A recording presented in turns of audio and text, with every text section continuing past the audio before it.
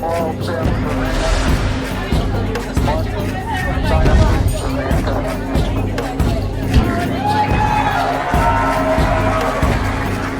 Let's go. Yeah, I forgot to hit record. We all know. I ramble and I ramble, and then I remember to hit record. Boy. They do good. Listen, I've got to dash. Sorry, everybody. Bye. People coming. Later. Visitors. Have a nice evening. We'll talk to you later, Anne. You have a good time. Have fun, Ann.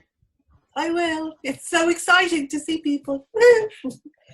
Bye. Hey, Danny, you got me thinking about the plan thing. Maybe it's our intention this year. I mean, the emotions around the world are quite hot, right? Like everyone is filled with emotions up to the kazoo, and maybe that is like somehow manifesting on the plans. You know what I mean? Like maybe. The intention. You walk in the kitchen, you're happy about the flour there, or the. Yeah. I don't know. You know what? Like I'm looking. Okay, my fucking internet is unstable. Fuck! It's gonna be one of those days, guys. Sorry, and I've downloaded. I was just joking to Gail and Ann saying, I'm a little bit stupid because I started downloading a 65 gigabyte historical volume with 500 books in it from pre-16th century. And I was uploading at the same time a medical volume that was about 35 gigabytes, complete medical course load on everything. And I was like, yeah, I'm going to have to pause those because not going to be able to do a show with those running. So I paused everything, but apparently I still have suckish internet. I've got a weird question for your library. Do you have any books on comedy? No. Because I'm thinking, just for me, have one. Like I had to do comedy because someone may find it. I'll find some comedy books for you. Yeah, because see what I can do. With all the heaviness and everything else like that, you need a bit of a laugh. So. Well, I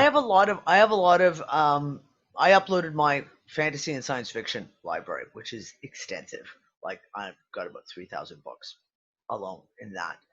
And I've got I've got things like Robert Asprin's Myth series, which is just pure comedy. It's like 13 books of pure 100% comedy. It's so fun. Do you know what I mean? So yeah. So if you want a good laugh, Robert Asprin's Myth series. Where I'm coming from is teaching people the basics of comedy, because with the insanity and bunny ears, they don't like comedy. And so instead of throwing rocks at a politician, do you know how much effective it is just to stand and point and laugh? Yeah. Just make fun of them. Because anytime there's a dictatorship, the first people that get rounded up are the artists, and especially like in Nazi Germany, they closed down all the cabaret because they didn't want anyone making fun of the Führer. Well, but you know what's weird? Do you not see the parallels already? There's no musicals, there's no opera, there's no orchestra music, there's no dinner theater. It's all been shut down still, at least in England and in Canada. There is nothing, no live stuff is happening. The other thing about it is that you can get away with saying a lot more. Like if you think like Ricky Gervais and the Oscars and everything that he says, like you can get away with roasting people and actually come out alive. Yeah, he actually he's got a TV show called Afterlife, which didn't get any nominations for the Emmys, but apparently his Golden Globes show did. And he said, thanks very much. And then he said, thank you, Hollywood. By the way, stop fucking kids. So, yeah, that was his tweet. Wow. Somebody that knows what the fuck they're doing. Well. Oi. Hold on. Let me want to see something here if I can. Where the fuck? No, not Zoom. I want to go here. Just want to see. Go over here. No, this. I'll go up here. There we go. Okay, I'm just trying to close down whatever windows I may have open that could possibly be interfering with. Hey, you sign. Go away. What else do I have open? Okay, I don't need that open. I will need it open later, but I don't need it right now. Close this. Close everything that's scrolling. My downloads should all be paused. I'm just going to make sure of that. It's paused. Good. Okay. And my uploads are paused. So, okay, this is as good as the internet's going to fucking get, basically. It is what it is. It is what it is. So, good day, everyone. Welcome to the UnFuckIt discussion. As Monty just reminded me, it's the end of July. Holy shit. End of July. I got a few things I want to say. So, first off, and I say this quite often, but I'm going to say it again, like a broken record. I'm going to say quite a few things today that are like a broken record. We had on Sunday the Unfuckers Gathering here in the UK, in the West Midlands, and we had a phenomenal time. We had a great turnout. We had a few people who drove 3-4 hours to get there. It was a great afternoon, just sitting and talking and chatting and hanging out and like having conversations and discussions, getting into some really tough discussions too, you know. And I'm going to recommend again, you guys don't need me to have an Unfuckers Gathering, right? So you guys in the States, in Canada, in wherever you are, Australia, etc., hold a gathering. Get people together.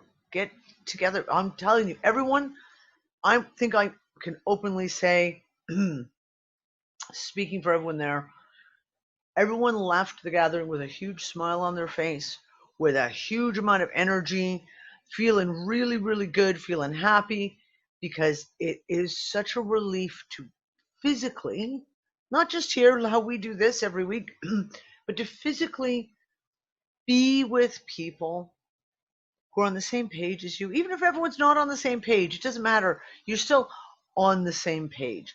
And to have discussions and conversations and to be able to openly talk about shit that you can't talk about with your friends, your family, your coworkers, etc., etc. Get together, arrange something. Right now, in the Unfuckers group on Facebook, we had a locations beacon set up where everyone could voluntarily, if they wanted, add their put them in. It was organized by country and by state, province, etc. People could go in and put their name. So basically, you could go in and say, if you're in Texas, you could go in and look up under Texas and to see who was close to you. Now, unfortunately, that document has disappeared. Don't know how. Don't know why. I have a suspicion. It has nothing to do with Facebook. But that document has disappeared. So we're going to have to come up with another way of doing that. But we all have the ability, reach out, find the people who are closest to you and get together. There have been small meetups that have been arranged. Charlotte had a meetup at her place in North Carolina, a few years ago. And they had a phenomenal time. Yeah, and Zero, you know what? The USA is fucking huge, but you know what? So get local groups together. People have to be willing. Maybe you're going to have to drive 2-3 hours to get from one area of Texas to another area of Texas, or from one area of California to another area of California. I don't know. It is worth it. It is worth your while to get together, meet some people in real life, make those friendships that take another level, go up another level. You know, Nick's coming to sit down too. Hold on, we're gonna have to just for a little bit. I got a couple of bombs I want to drop after. But get together with people. Find the people local to you. It's even within your own communities, right? Like this is, oh, look, we're frozen. Hi guys, am I here? Yeah, I am. The internet fucking sucks today. Even in your communities, and this, I'm going to say this again, and I had this conversation during the gathering we had on Sunday. We hear a lot of stuff in England here about, for example, oh, in London, this is all happening, or people are like this, etc., etc. But here in the Midlands, where I am, and I'm just outside Birmingham, if you may not go so far as to say people are awake, but people are definitely fucking questioning. And everyone I've spoken to, the pub next door, at the grocery store, etc., you talk about things like the new mask rule, and they are instantly like, yeah, no, this is just stupid. This is the stupidest thing I've ever heard. It's irrational. It's illogical. It doesn't make any sense. People are seeing that stuff. Just start making a patented UnFuckIt conference. Yeah, there you go. The UnFuckIt conference. Yeah, we should. One of these days. One of these days. And stuff. Yeah. One of these days, UnFuckIt conference. That's a good idea. Have any of you guys ever had that? Zero. We can't hear you very well, love. You're really far back, and you're very echoey. Oh, I figured it out. It was a Bluetooth thing. So, have you ever had that thing where somebody comes up to you who's totally been asleep, and then knows you're the person and wants to know everything, and you're like, oh God, I don't even know where to start. Yeah.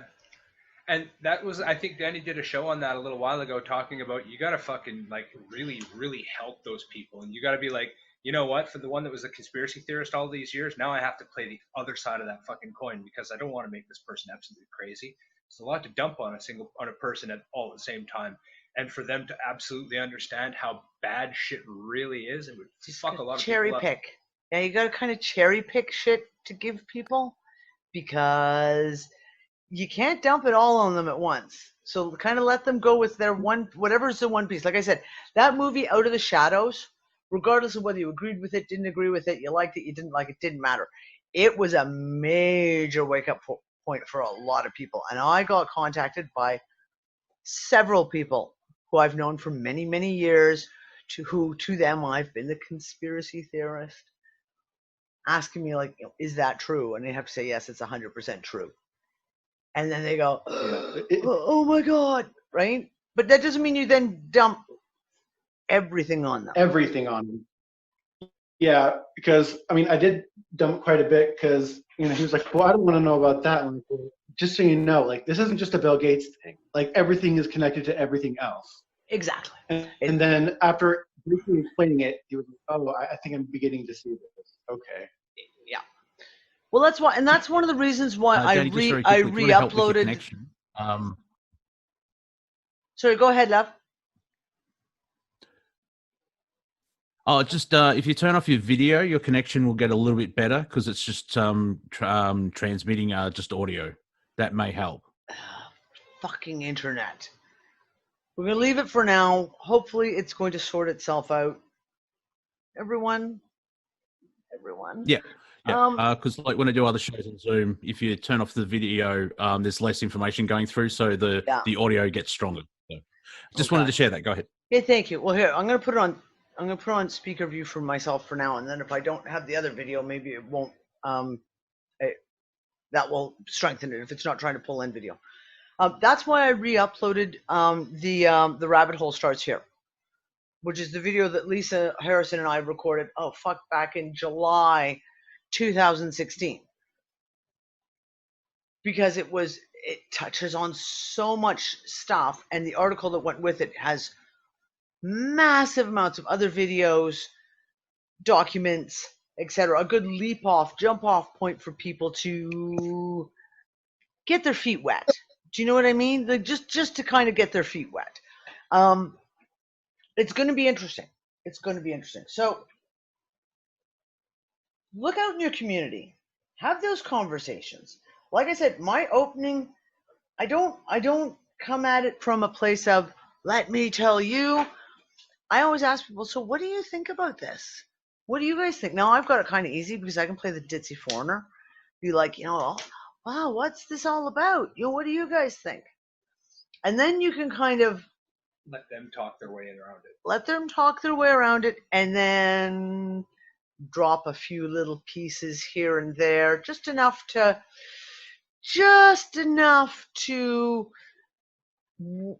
wet their feet a little bit, get them thinking. Just get them thinking. This is the thing. So yeah, get together with people, guys. Really, really, I can't stress it enough. Every time we've had a gathering, it's been an overwhelmingly awesome day. Awesome. Yeah. Just talking to people and having fun. Second thing, I want to put another call out for the gardening group that I've started on Facebook for the moment. On Facebook.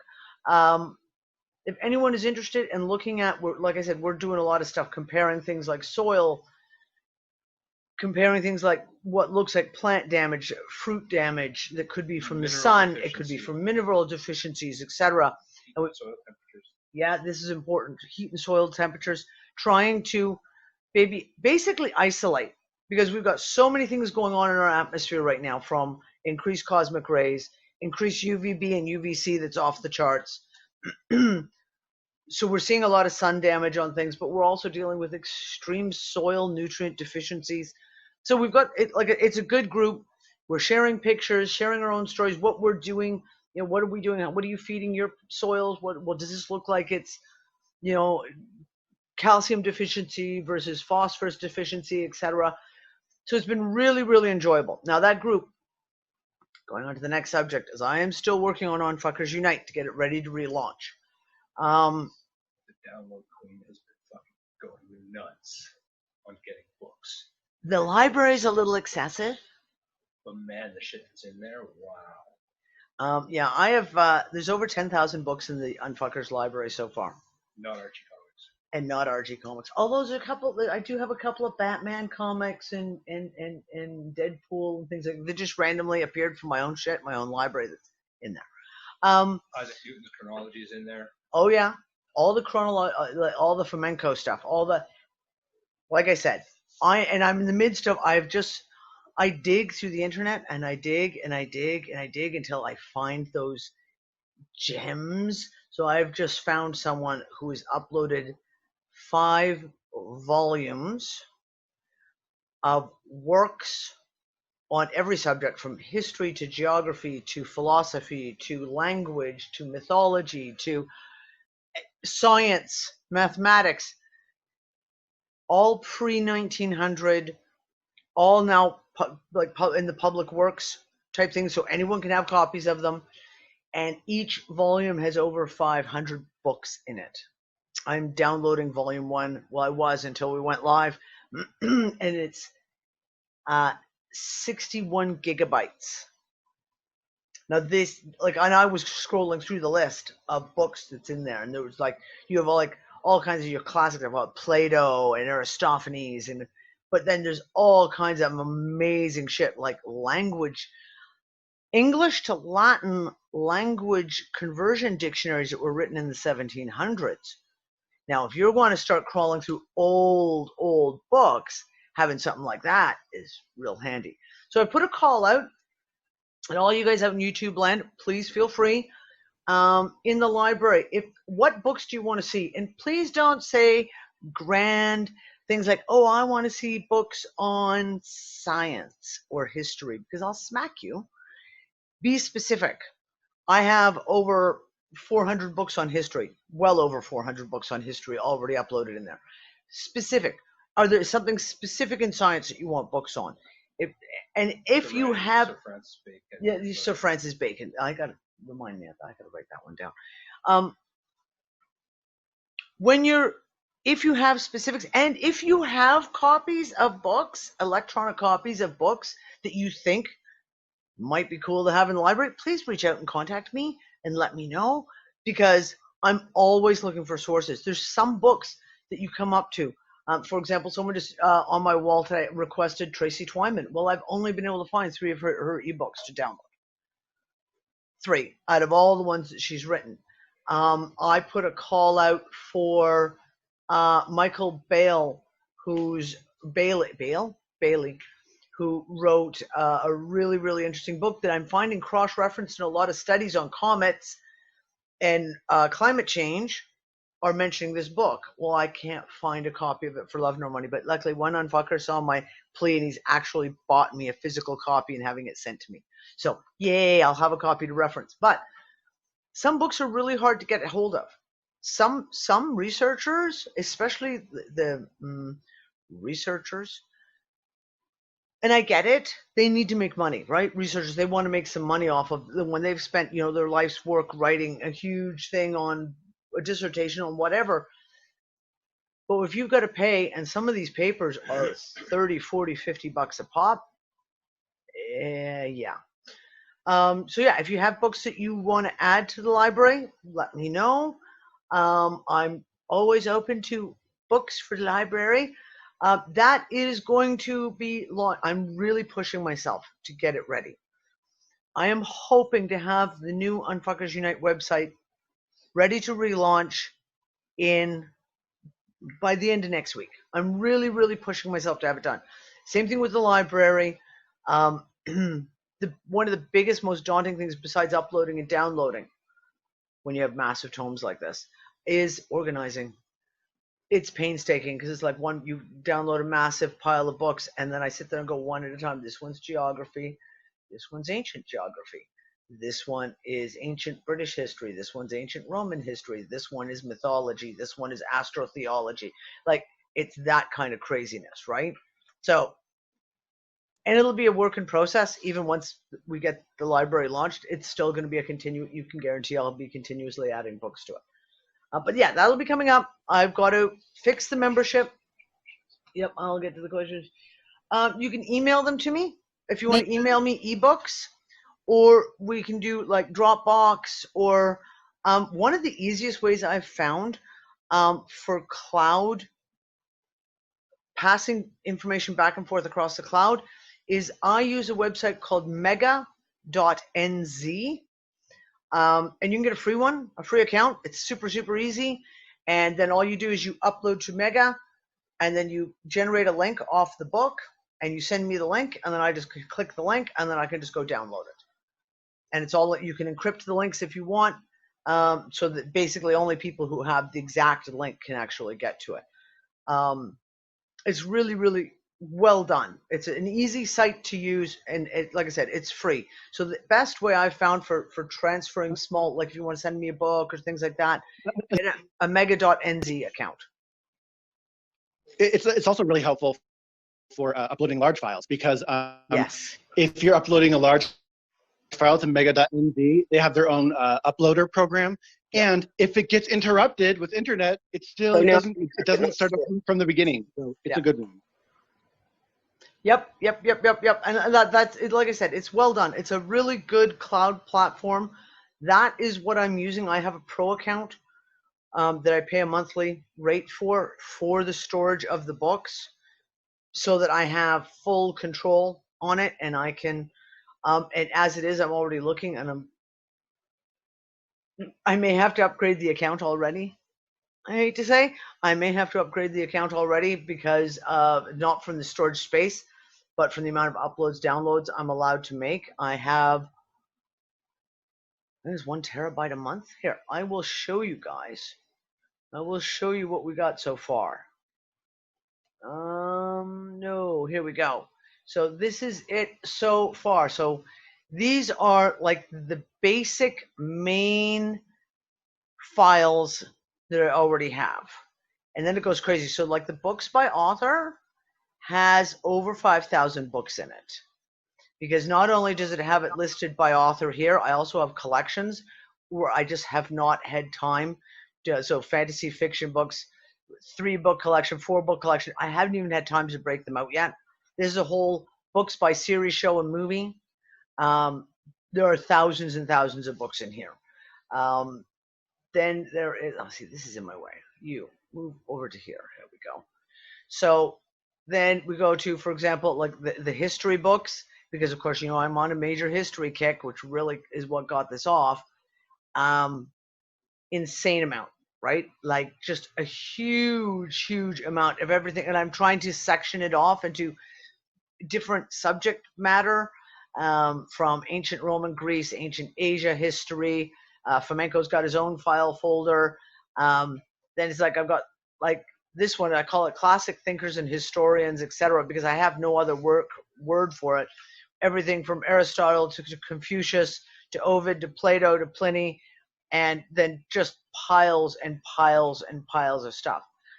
So if there is something that you want specifically to see, deGrasse Tyson. Well, it's in there. Fuck it. I know. I don't like Neil deGrasse Tyson either, but it's there.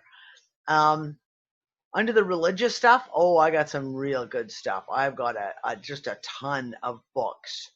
Oh, look, my internet connection is unstable again. So a lot of Hermetic, Rosicrucian stuff, Gnostic stuff, a lot of books in here. And this is the stuff that I haven't even organized yet. So, and then you scroll up here and I've got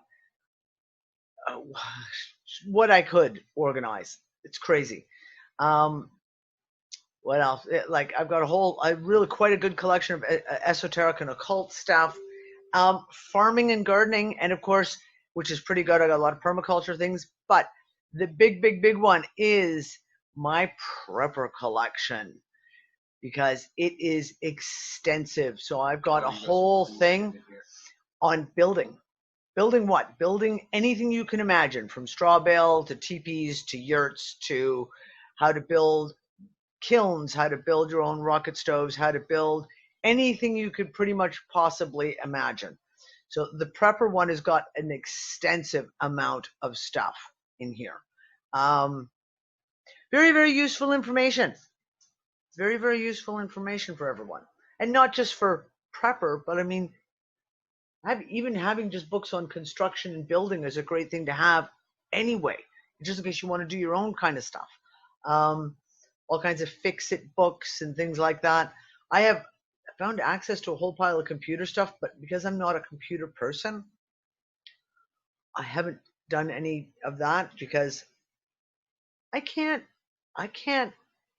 don't know what's out of fashion, what doesn't work anymore, do you know what I'm saying? So maybe I'll have to assign someone to look at the computer books and say, hey. So yeah, we're going to get that going. We're going to get the membership up and running again. I've got a new membership plugin. I am hoping to move everything off of Facebook, as I keep warning everyone, moving everything off of Facebook, including the new gardening group, including the Unfuckers group, etc., Get it off Facebook. One day I can get into Facebook, next day I can't. I was able to get into the Unfuckers group finally yesterday evening. This morning I couldn't, and then this afternoon I could again. So yeah, get everything moved off so we have access to our information where we fucking want access to the information. What else did I want to talk about besides those? Those were the opening salvos of stuff. But yeah, tell me if you got books you want. Let me know. Let me know what books you want. Specifics, like subjects. Yeah, Christy. My eldest daughter is studying to be a librarian, and she's got about a month off before she goes back to college. Let me check with her and have her check with the IT staff at our local branch that she works at to see what there is for cataloging, and maybe that's something I can help you out with. Oh, that would be nice. That would be very nice. Thank you, Christy. Yeah, I would appreciate that. You're welcome. That could be helpful, because like I'm going on wing on a prayer here. Like I really no clue what I'm doing. I'm just trying to organize shit as best I can. Scene from Beauty and the Beast, when she opens up the library and there's just all those books. Kind of comes to mind. Yeah, exactly.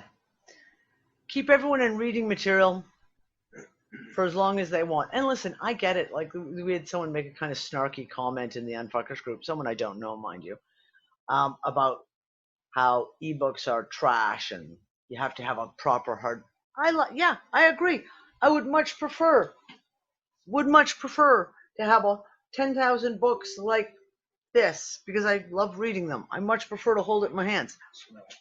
The smell, yes, the smell. Although sometimes the smell is not so good when you get an old musty book.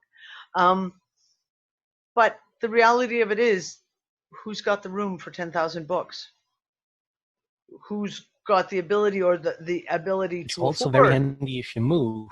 Yeah. Some of the stuff that Danny's downloaded are super rare, and they're digital copies of things that you really never ever get your hands on. And if you did, it would be thousands and thousands to get it. So. Yep. So that's it. I would prefer the physical ones. You know what? Kindles are pretty awesome. You can get Kindles that do multi-file reading. You can get tablets that have different ebook readers on them. Yeah, for people that have a hard time reading on their phones. I mean, I do too, and I'm trying to get through that, or try to open and read that Sir Isaac Newton chronology on my phone. My God, but yeah, it is what it is. You're gonna have to grab one of the tablets. Yeah. But sometimes I've got like several old tablets in our household. This one, I just got like pieces missing all down the side here, but it's okay for reading on, right? And you can get tablets relatively cheap nowadays. Do you know what I mean? If you don't want to do anything fancy, you just want to use it for reading on, that's not that big a deal. It's not that big a deal. Yeah, Panda, I can't read on my phone. I can't. I've got it's too small. It's too small. I have a small tablet, and most books I'm okay on, but like the flamenco books are written in double parallels, and you don't have a choice, so I have to blow it up, read the one side of the page, and then scroll back up and read the other side of the page. It is what it is, right? We do what we can. Do what we can. Danny. Yeah, Earl. Me, because I have a hard time like just reading like simple stuff like, you know, on Facebook or anywhere else. So I just use the screen reading thing on my Edge browser, and it just reads it for me, you know. So I just that's a good idea. to, you know, what. Yeah, Because you could do that. I hadn't thought of that, Earl. Earl. Reading, I get myself so lost easily. I'm like, where? Oh crap! Where's that paragraph? Well, it's not just Edge. I mean, like on Firefox, I'm pretty sure they've got like apps that you can upload that will do the like. Yeah, there's one audio for reading. Chrome. It's called Chromebox. Yeah. So I mean, that's an option too for people. You could download the book and then have it read to you by the computer. I mean, while you're doing whatever. Yeah, hey, that's an idea. I have a problem. I've decided I need to clone myself because I need to have one Danny to do like gardening, and I need another Danny to do nothing but sit and read. Just sit and read nonstop, and then another Danny who actually. But does, then like, he's all the gonna other stuff. get confused which Danny. He's gonna get confused. He's like, okay, which Danny? Yeah, exactly. One Danny. One Danny is enough. I don't know if you heard that. I was listening to video this morning, and they were talking about that big dam in China, that mega dam that they built. Yeah. It's about to overrun, crumble. Yeah. Because they've been getting so much rain in China that and it could affect a lot. Yeah, I saw that. I saw it go by. I haven't looked into it, but yeah, I saw that go by. That's some of the crazy shit. Yeah, China's had massive floods, like massive floods. Weather's crazy. Weather's crazy everywhere. Like I'm kind of wondering. Yeah, bossy. Sorry. I was just adding. I was kind of wondering why that dam is still there, since we know how good Chinese people are at engineering stuff, and like all these videos about cutting corners, building skyscrapers, having whole concrete walls turning into dust again and shit like that. Yeah. So it's amazing that thing. I don't know. I don't Speaking know. of dams, anybody see the one where Ethiopia is damming the Nile River and fucking Egypt over? Yeah. Um, Just to keep it interesting, yeah, because we need another war in the Middle East. We do, really. Fuck. Right on cue for 2000. 2020? Yeah, just a bit, eh? So, okay, Nick is going to present to you. So we were talking COVID shit, as we do, right? Nick had a little bit of a brain blast, and it kind of makes sense. Probably not the only person saying it. There are probably other people that have thought this too. First thing I want to cover is that with your immune system and all of this stuff about the coronavirus vaccine, humanity is nothing but a massive, long story of failures when it comes to inventing vaccines for viruses. And it's as simple as that. There is no vaccine for the common cold. There's none for the flu. There's none for any of the venereal diseases that are like virus based, like herpes, for example. Humans have nothing but failure when it comes to creating even treatments for viruses. AIDS, So the only thing that actually works when it comes to virus treatments is our own bodies.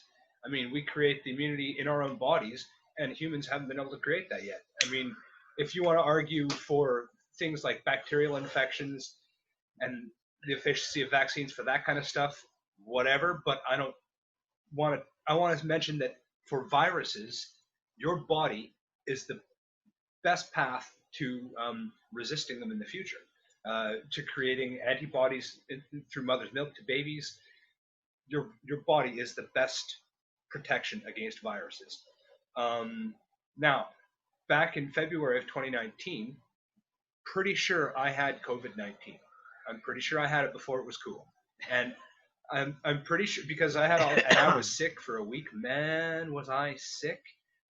But after that, of February 2019, I haven't been sick. Not I have once. had a couple of times where the sniffles started, and I was like, "Oh fuck, here it comes!" And then the next day, nothing, not fucking anything. And I'm wondering if the true COVID-19 vaccine or virus, the virus itself isn't something that kickstarts and fucking supercharges your immune system once you come out of it.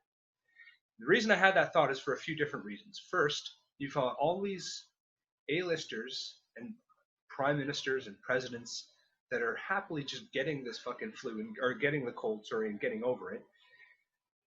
And then you have the control of the vaccine that they want to put out after the fact. And I think the vaccine is, if you get it, it'll be to turn off what the disease is turned on. I mean, even in just historical fashion, we've gotten a massive trail of immunities to diseases through our own resilience over time, right? The Spanish flu was one of those, and now it's not even a sniffle for most people. Where at that point it killed a lot of people, arguably. So now with coronavirus and COVID-19 and all of the fear about getting it that they've programmed into people, oh my God, it's the worst thing ever. You're gonna die. Over labeling it with all of the others saying, hey, you know what? This guy had it, he died because of it, even though it was like a heart attack or a stroke. Or a motorcycle accident. To instill fear of people to not want to get it, all the masks to keep people off of it. And then when the vaccine comes out, they'll give you a live virus version of it that doesn't give you any of the things that... No immunity.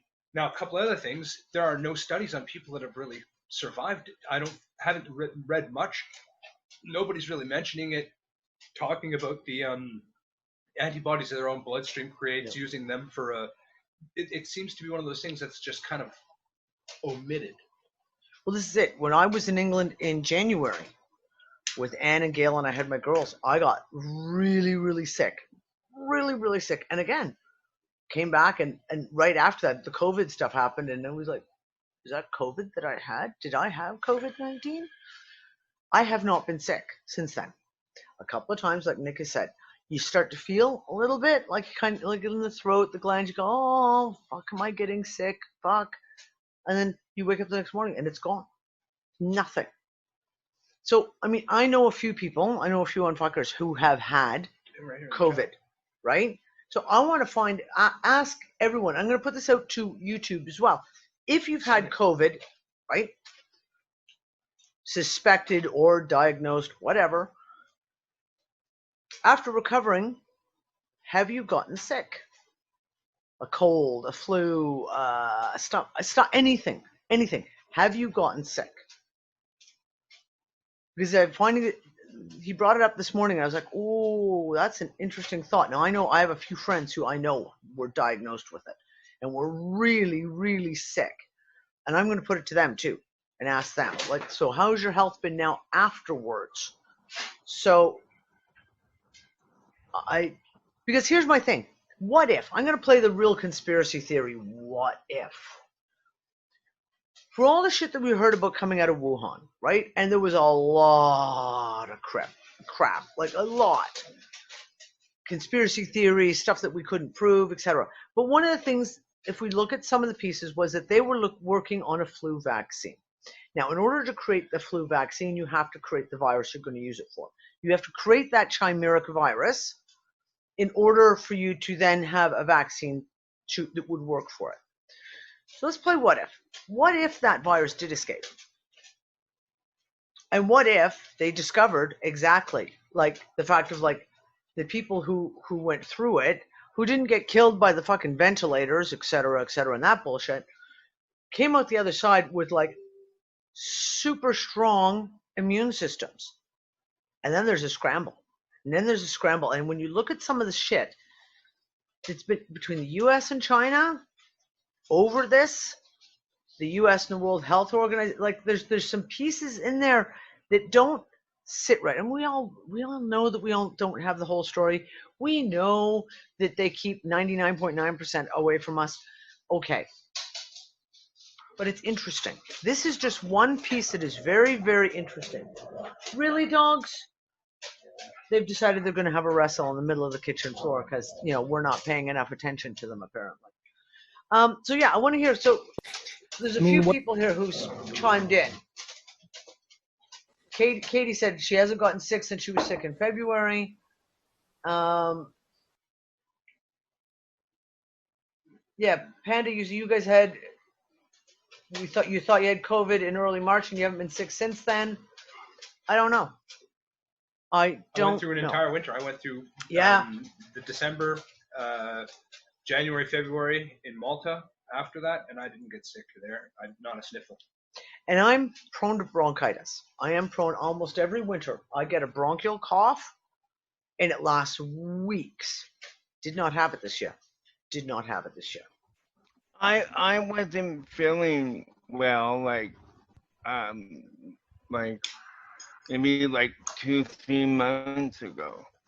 But the only time I get a runny nose now is after I freaking eat, which is really weird. That Steam. My nose starts running after I freaking eat food. It's like, you got to stop putting those chili peppers on your dinner there, dude. Stop. No, I'm not even. No, don't. I'm just teasing you. I know, but it's just so weird. Like I know I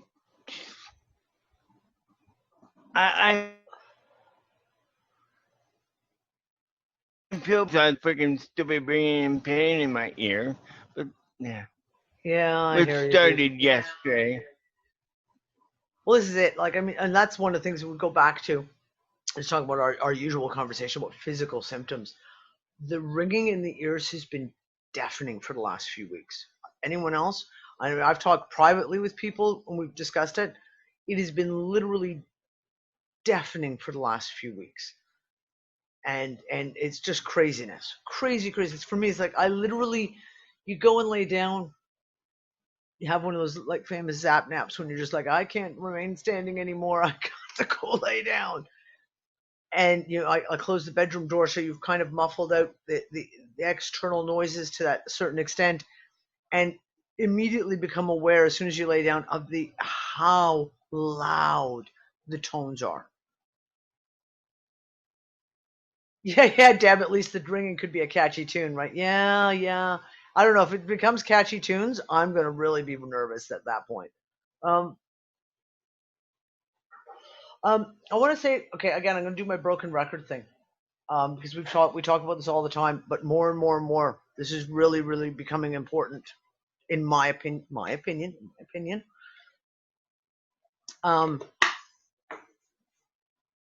Everyone needs to be taking cell salts.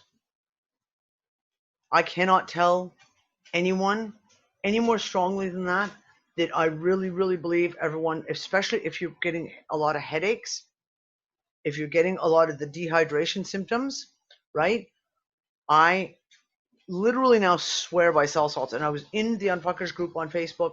Someone said about headaches. I said, yeah. I said, I'm just about to take an ibuprofen right now. It's about 45 minutes before we started this.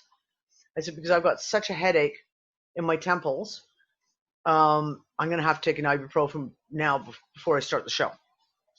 And then I sat there and I walked up, and you go to the cabinet, the medicine cabinet, and go, have you had any cell salts today? It's like, nope, no, you haven't. So I put my cell salts in my water, drank it, headache gone instantly. Now, it doesn't work 100% of the time because it depends on what's causing the headache, right? If the headache's because you got some bizarre thunderstorm coming in or it's an atmospheric pressure thing, it's not going to work. But, I mean, this is what I'm using because people always ask me. These are cell salts. This is the 12, I don't know if it'll focus from Helios. Because I'm in Europe, Helios is readily available here. So this is, I can't read it. Put on my glasses on. This has got the 12 main cell salts. They are 6x is what I'm taking. And it says on it, take 4 of the little granule globules up to 4 times a day. 4 times 4. And I many times take 6, 8, 10 times a day sometimes. I put them in my dog's water bowl. Every morning when I get up and I refill the dog's water bowl, where they have a big water bowl, I make sure I put cell salts in with them. And I put like 8 or 10 of them in there with the water bowl. It helps. It doesn't make everything go away. It doesn't fix everything. But I have found overall the difference between taking them and not taking them is huge. So I want to put that out there, guys. If you're getting these, like a lot of these symptoms of dehydration and the headaches, cell salts. And I literally will just take 4, 6, 8 of them, and I just drop them in my glass of water and then drink my glass of water. And you can't taste them. You can give them to kids. I give them to the dog regularly. I give homeopathics to my dog all the time. Just stick them in there, slide them in. But now all my kids they know. I'll just come around with the jar, be like, everyone open up. And there's a choom in everyone's mouth, and everyone just goes right on with their day with whatever they're doing. So, yeah. Yeah, but this is why Mama Bird feeding all the little birds. Here, take your cell salts like good children. So, yeah. Yes, it is, Val. It absolutely is. Okay, Val, you just said, I'm working on a 10-page paper about the pandemic from a child development perspective and how it's affecting them psychologically. Oh, I want to read that. I have a good solid argument going for why kids should not wear masks and how damaging it is when daycare teachers wear masks and infants can't see facial expressions and their speech development will be delayed. Yeah. I agree on every single level. Everything you've just said, Val, I 100% agree. I would love to read that paper when you're finished with it. I would really, really like to read that paper. I said it last week. When I see the stuff that they're trying, because I honestly don't think they're going to allow children to go back to school. They will increase the pandemic scare and the lockdown will begin again. This is what I'm saying. I'm prognosticating. It come September, all of a sudden it's going to be nope. Schools can't open. There's going to be something happening. That's my gut. Deb, I saw that. What's this? There was a massive. Yeah. Okay. Yeah, exactly. Oh, Deb, and I'll get to that in a second. But what they're trying to do to the kids going back to school, from disinfectant sprays to putting them in isolation to making them. It is child abuse. And I said this last week, and I got really, really passionate about it. I worked myself almost up into tears last week when I was talking about this. It is child abuse what they're talking about doing to children. And when you're talking about little ones, like you're saying, children going to nursery school, and they can't see the facial expressions, and they can't, the amount of psychological damage and emotional damage that is going to end up coming about from this stuff is mind-boggling. Mind-boggling. Now, yes, Deb, those doctors, I wanted to talk about this because this is one of these pieces to me that is really pinging my brain, is the fact that they're pushing this lockdown thing again. They are really pushing this agenda to lock everyone back down again, with this instituting mask rules across the world for no reason in places. I was talking to being science is religion. Science is a religion. Megan, who's in Nova Scotia, the entire province of Nova Scotia has one active COVID case. 0 deaths in weeks. One active COVID case. And they have instituted mask laws. You cannot leave the house without a mask on in Nova Scotia. That's insanity. That goes beyond insanity. That is, and people are freaking out, and yet the governments are still doing it. Freaking out on the other side, too. People are like, "Oh my God, you have to wear a mask." Oh yeah. But having said that, like, we went shopping this weekend.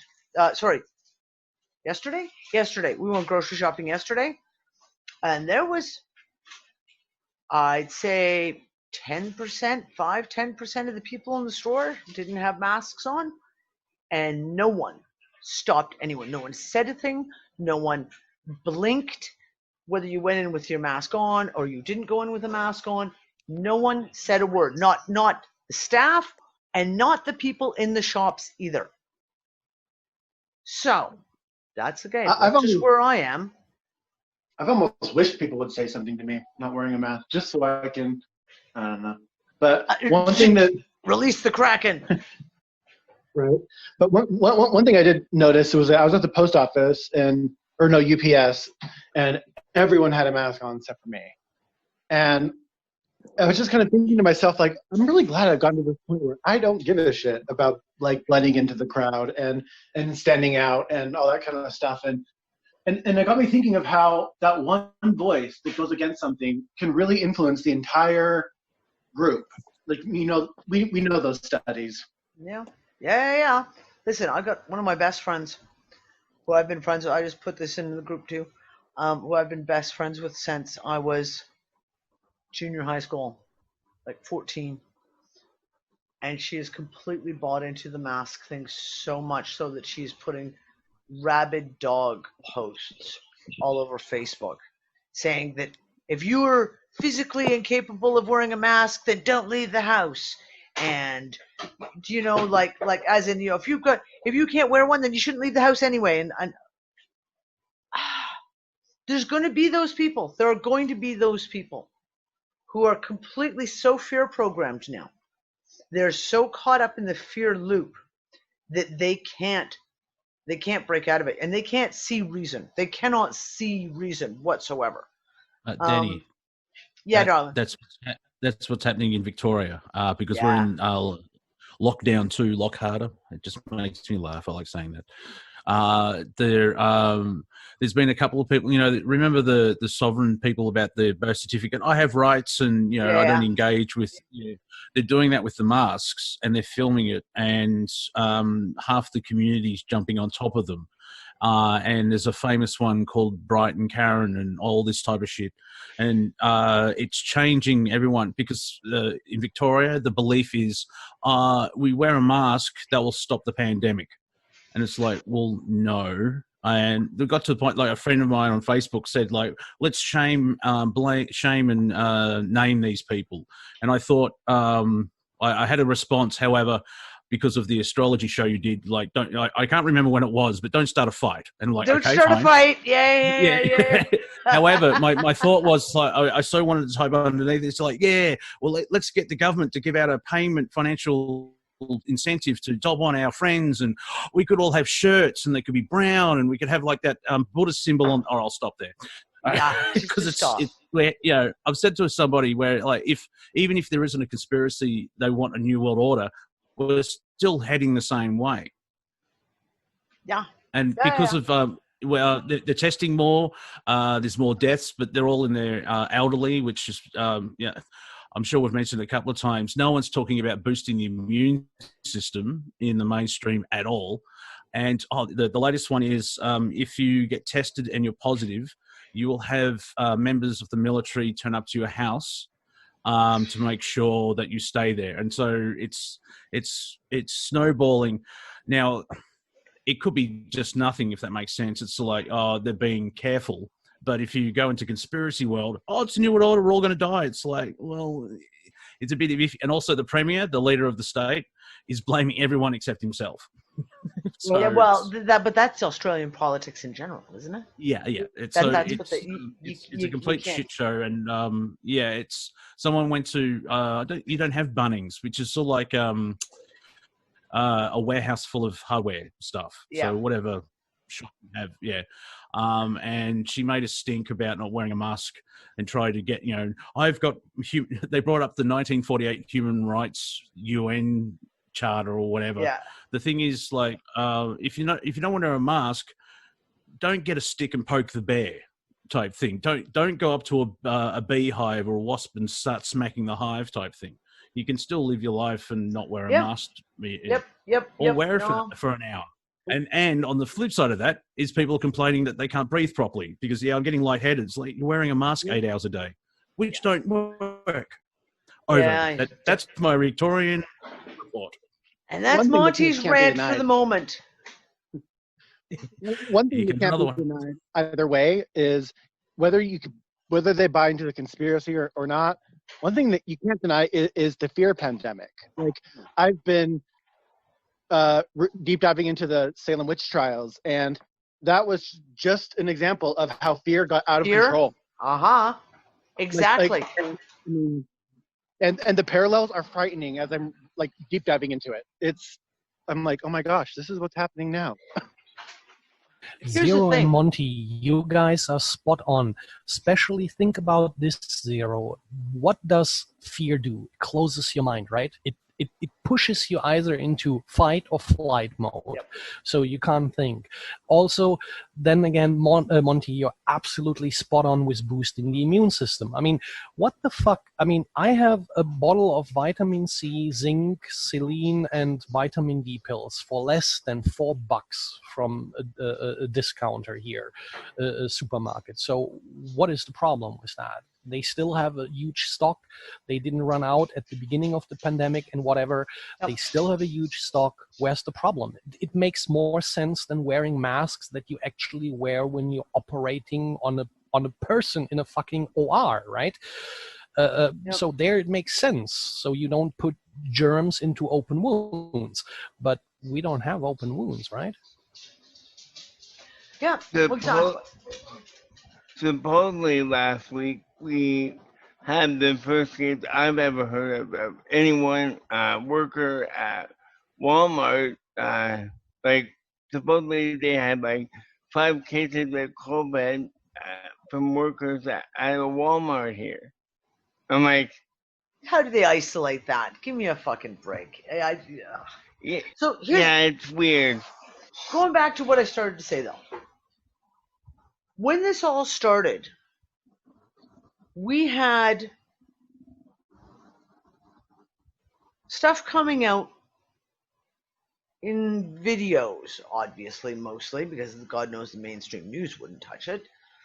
You have a doctor here and a doctor there and a nurse and an anesthesiologist talking about the bullshit, talking about how it's not right. There's something going on here. What they're telling them to do isn't working. How they're being told to treat patients isn't working. etc. And it started as drips, right?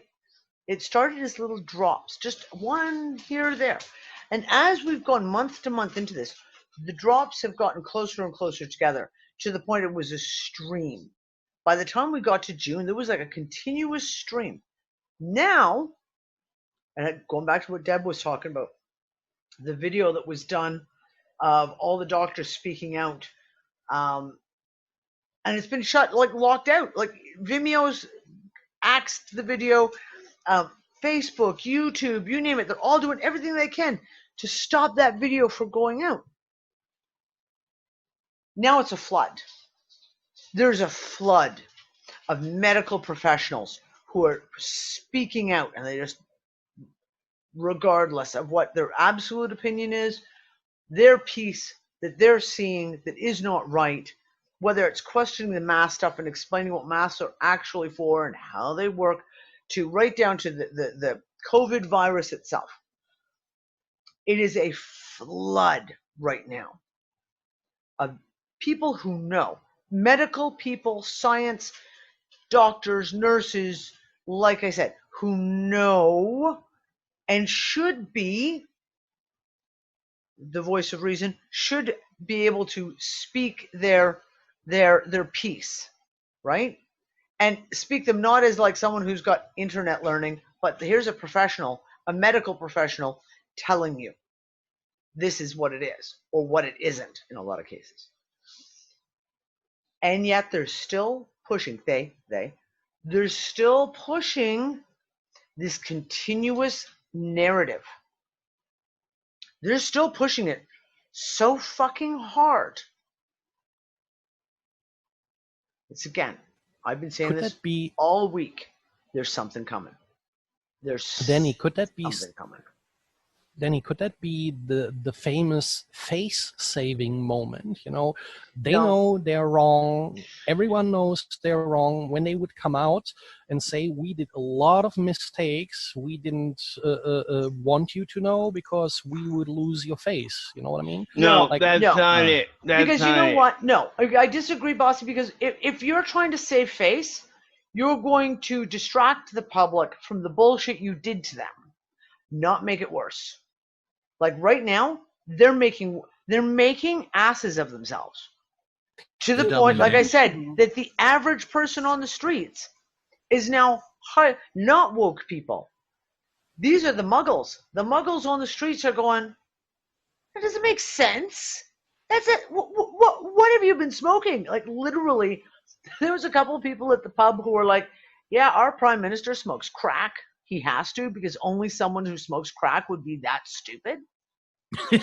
Laws in place. These are not woke people. These are not woke people. These are just people who have that tiny little bit of rational ability to think, who are sitting there going, the fuck?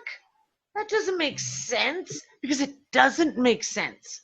Yeah, it doesn't. And my big thing is, no matter what makes sense, big tech companies should not have the right to censor information.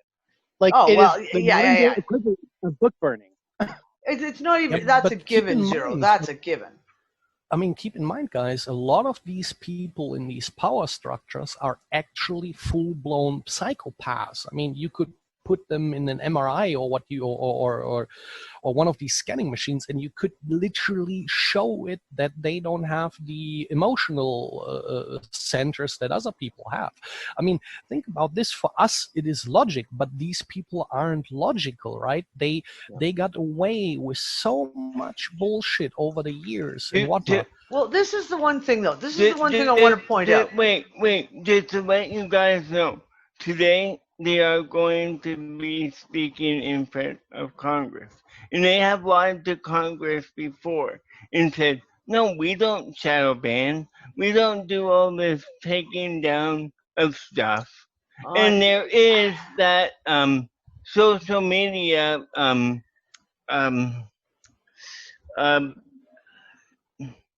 thing that executive order that Trump put out against social media doing this stuff, and it makes it illegal. So they're going to be getting into so much trouble. And the lawsuit. But here's the thing, though, and this is the question I asked when Trump signed that into law. Where's Facebook, the corporation, registered? Is it registered in the States? Because if it's not registered in the States, that law means jack shit to Facebook.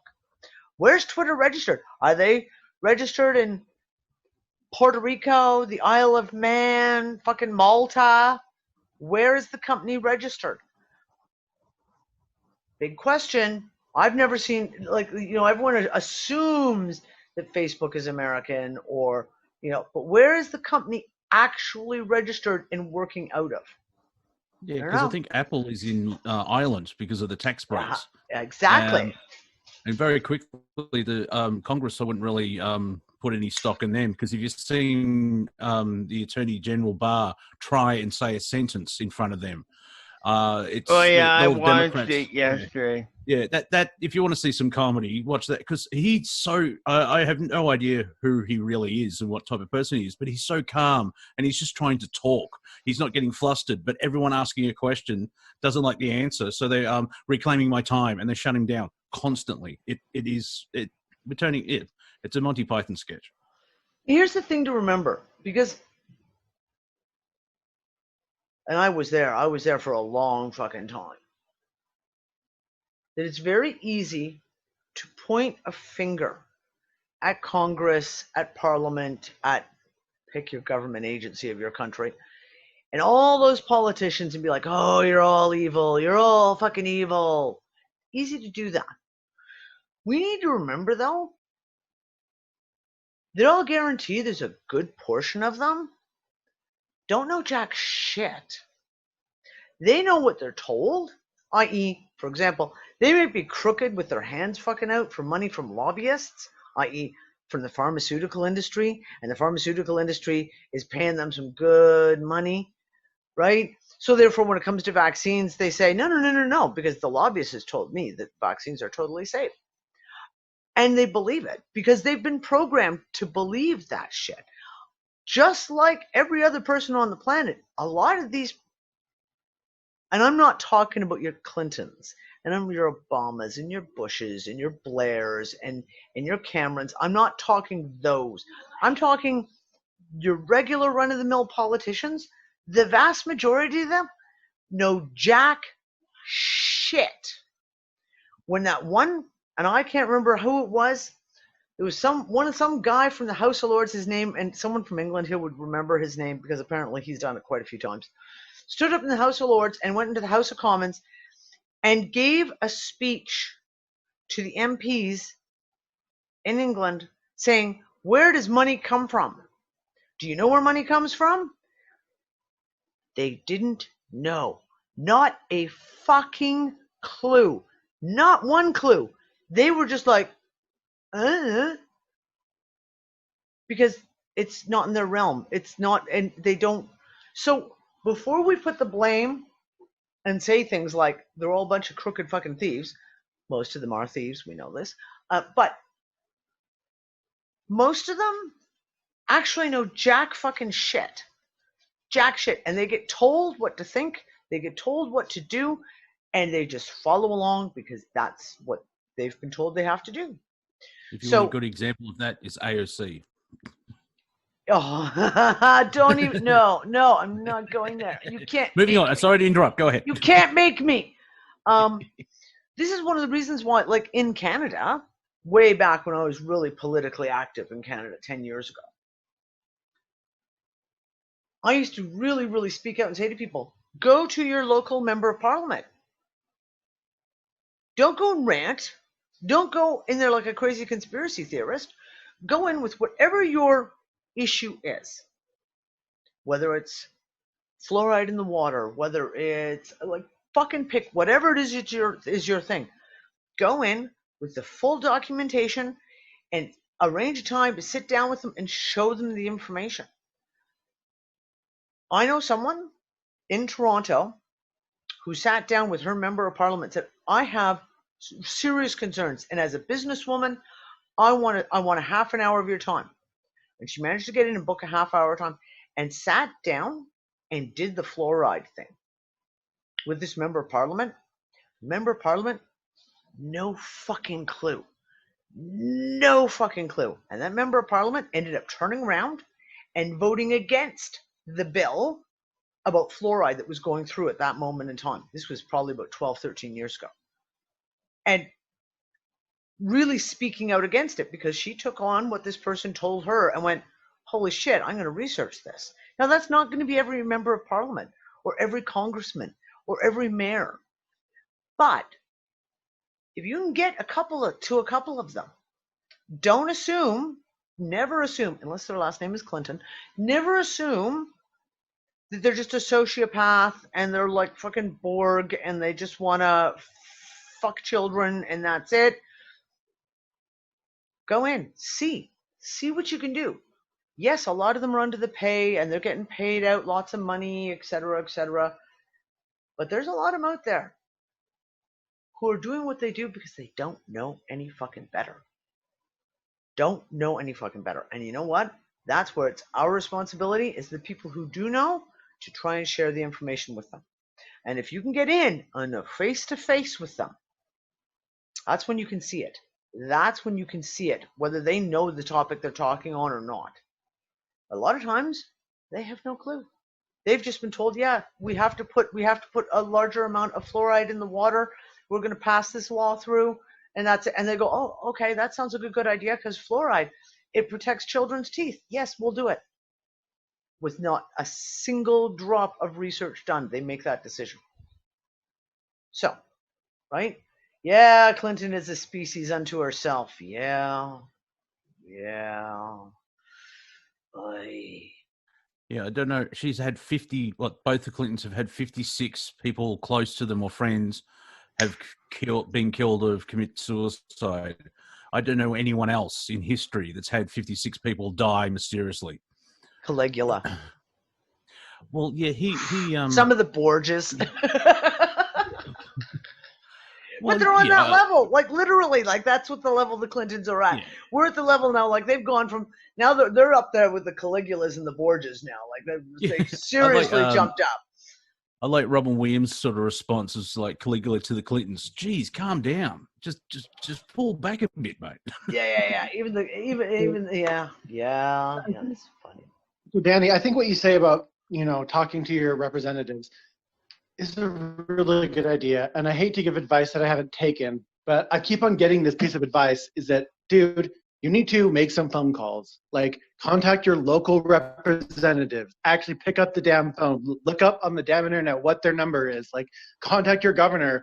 Like at least say something. I mean, because those things make a difference. Right, and you know what? This is the thing. And I've said this for fucking 20 years. 20 years I've been saying, if you don't like how the education system in your neighborhood is being run, then run to be on the school board. Get on the school board. Start on the PTA, whatever it is. Get in there and start making some changes. And the same thing, you don't have to go to your fucking congressman or the prime minister of your country.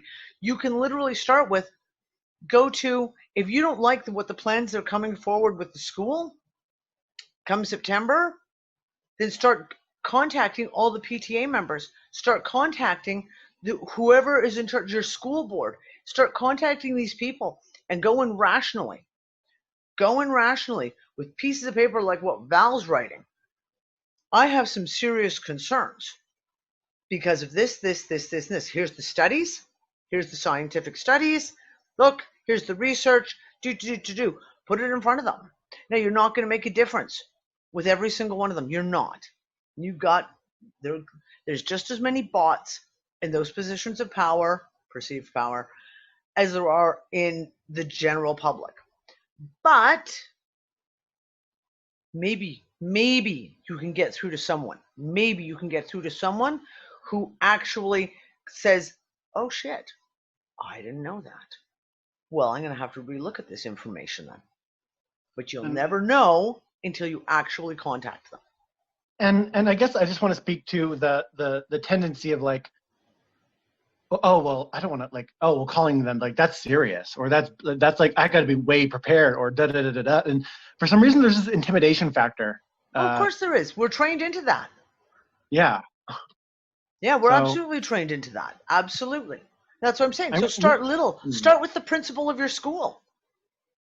Start with your kid's Okay. teacher for next year, right? If it comes down to that. If you're talking about hospital, go and talk to the hospital administrator. If you're talking start small if you feel like you need to work your way up. I'm still giggling about where in I think maybe Canada, but definitely Australia and definitely England, they still say the honourable member of. Honourable? Like, really? Yeah, really? It would Listen, be amazing if that whole room started out in laughter when they hear that. Yeah, just a bit. And I've seen videos come out in various parliamentary buildings like that where you get them laughing about that. Yeah, there's nothing honorable about Justin Trudeau. I'm just No, man, that guy is just wow. Although, you know what, I saw a really interesting article that was like, I don't know how anyone saw any differently. If you were really awake and you understand the history of it, what Pierre Elliott Trudeau, he sold out the Bank of Canada to the BIS. He sold Canada into servitude in that way. Well, his son's just finishing the tradition, isn't he? Really? And if you thought that the apple was going to fall far from the tree, well, come on.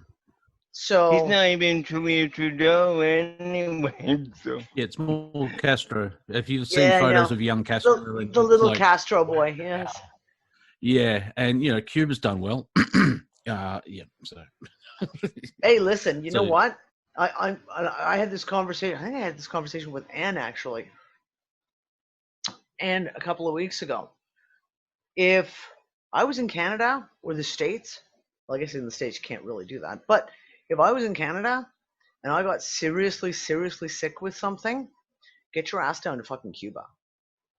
Because they have some of the best medical trained people on the planet. And because they're not afraid to go to all kinds of alternative therapies. And this is one of the things, like over the whole COVID crisis, Cuba sent doctors into Italy. They sent doctors to Spain. They sent all the doctors everywhere. And you know what? Not one of their doctors died or got sick. But they were all treating themselves to prevent themselves from getting sick. And they have got some of the best medical technology in the world because they're not afraid to use alternative technologies. They're not. Michael Moore's documentary Sicko, he actually goes there and takes people from the United States, I think, to Cuba to show how different the medical systems are. Yep. But are you going to hear that on the mainstream? No. No. Especially in America, all you're going to hear is, oh, Cuba, communist, Castro, dictator. Oh my God. Now, I'm not saying that stuff doesn't exist. I'm commenting on one aspect. They've got some of the best medical systems in the world. And the alternative therapies they're doing for cancer, for diabetes, heart disease, they're beating the rest of the world on this shit. And that's why you don't hear anything about it, do you? Because if people knew, oh, gee, look what they're doing down here in Cuba, would people be putting up with the bullshit that doctors tell them? Don't they also teach a lot of Latin American doctors, like teach them how to be doctors and stuff like that for the whole... I was speaking to someone, this was a couple years ago, and their uncle is a doctor, and he is from, I want to say Belize. I'm pretty sure it's Belize. And he'd been a doctor for 10 years. And then he went to a Latin America, like Central American medical conference. And this doctor from Cuba started talking. And it happened that they had the same specialized area. And they really, really connected. And this guy went to Cuba, and her uncle went to Cuba and went to school under this guy who'd spoken, became like his intern, even though he himself was already a surgeon, etc. Became an intern just to learn and then take that knowledge back. I'm pretty sure it was Belize. I'm pretty sure. I could be wrong, but I'm pretty sure it was Belize. And took that information back. Yeah, I mean, this is one of those things. But like I said, the media is not going to tell you this shit, right? The media is never going to tell you that crap. All you're going to hear is the typical shit that we hear about anyone, dictators and communists, etc., etc. Fuck's sake. Well, slight change of subject is I think it's the media, but definitely it's the far left. The left seem to be okay, but it's the far left. They're not being arrested in the streets of Portland and New York. They're being kidnapped. They're being arrested, and they've been let go an hour later. But if it's the whole Orange Man bad thing where he's turning into a dictator, after 60 days of trying to burn down a federal court building. Sorry, I did my show earlier today, and that was a large chunk of it. This is it. Like, I mean, I'm sorry. It's the world is insane right now. The world is insane. But like I said, my gut has been nonstop that something is coming. And we keep talking about this when we bring it up, and what that something is, I don't know. But can you put in a timeline, like before the end of the year, or it's just? I don't know. I know that they're going to put this lockdown in place. My gut says that by September the lockdown will be fully instituted again. That's just my gut feeling. I've been in hardcore prep mode. And that's part of the reason why the library is expanding so vastly, is that's my feeling, my call, is that I have to get all this information. I have to save all this information. And I know there's all kinds of outlets. Sure, there are. But I have this driving need right now. Nick teases me about it. I sit here at the computer for about 6 hours a day for the last month. And 6 hours a day I spend looking for books and downloading and uploading them to the cloud. And then I download them. They're on my C drive on my computer. Once a week I transfer those over to my E drive on my computer. And once every 2 weeks I take all of that and transfer it to an external hard drive that is kept in a tinfoil pouch and is going to be protected.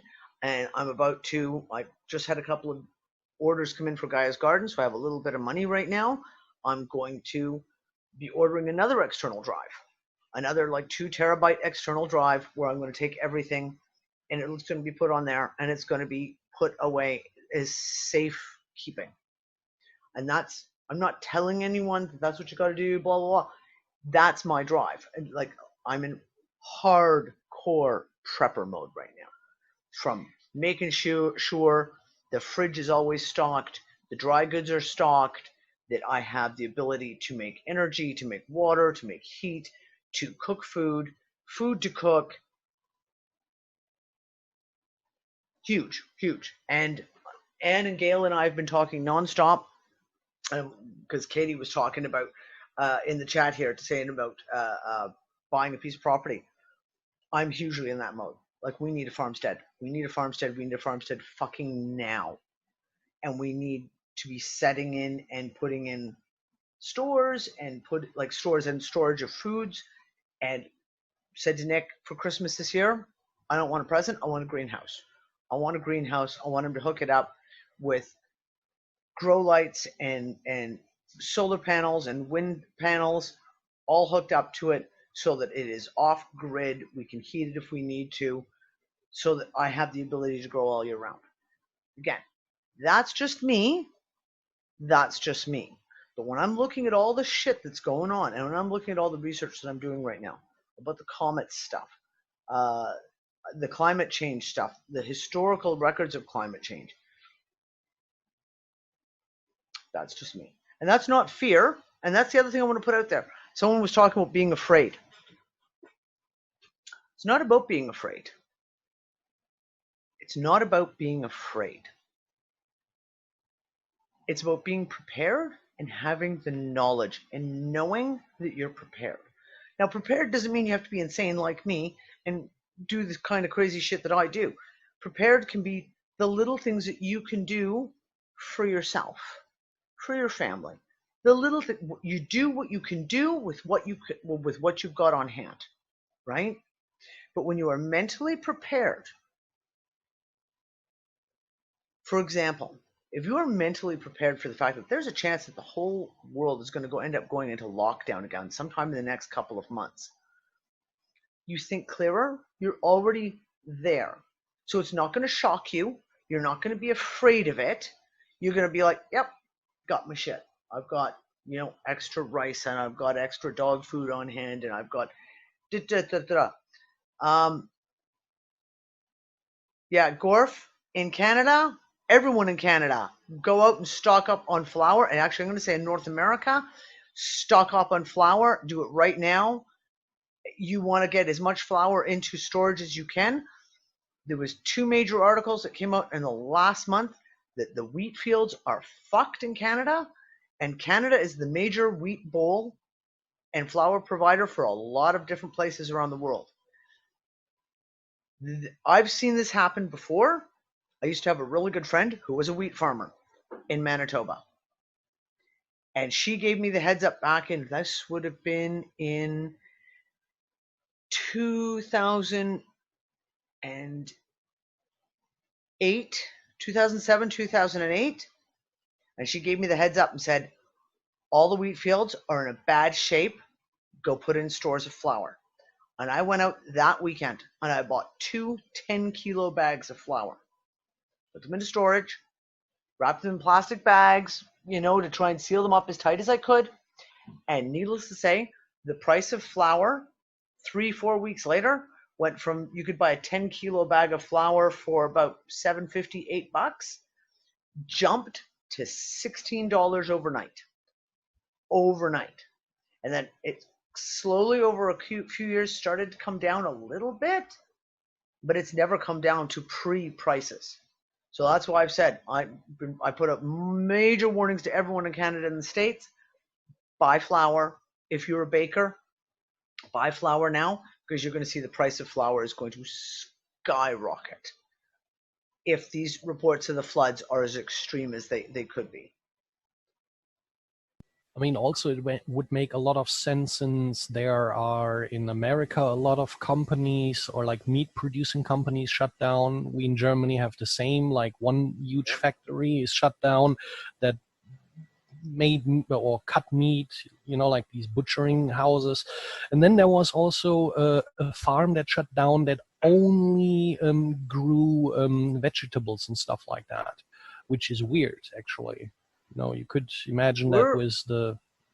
Yeah, you were seeing a lot of that. One of the things I'm looking at getting into is, and I've never done it before, but it's something that I've been seriously looking at, is doing sprouts.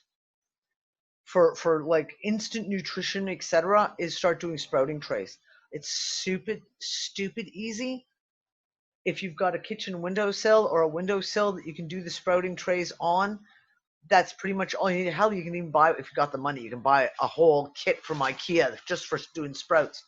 Yeah, radish, watercress, broccoli sprouts are one of my favorite. I fucking love broccoli sprouts.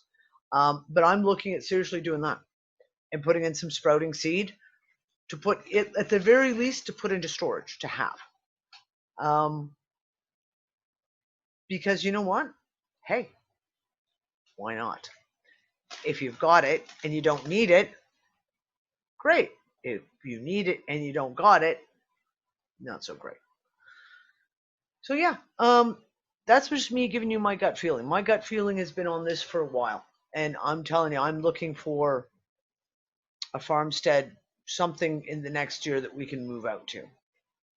Whether we're renting it, whatever, don't care. Just, that's my push, and I've seen it. It's to say, I've seen it in my head many, many times. Me working in a large greenhouse. So I don't know. We'll see what comes of it. Penny, did you find cannabis out, microgreens. I got you, Gorf.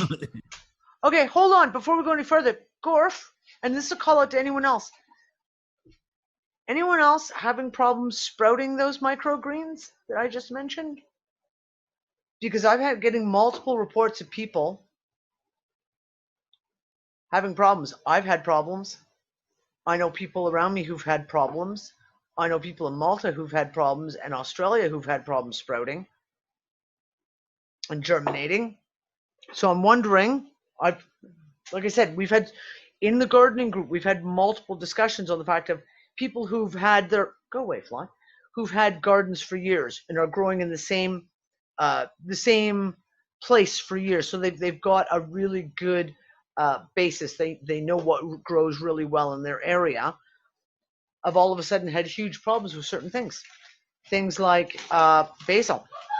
I've had multiple people talk about the problems they've had sprouting basil, getting it to grow. That even once you get it growing, it doesn't grow very well.